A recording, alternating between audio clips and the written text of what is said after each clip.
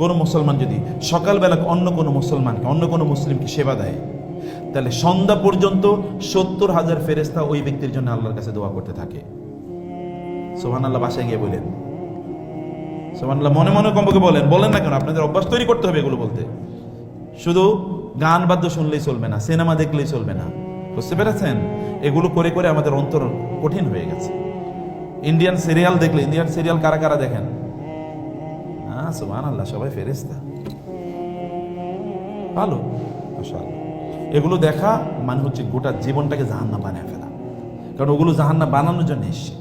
ওগুলো শয়তানের প্রোডাক্ট, ওগুলো শয়তানের প্রোডাক্ট।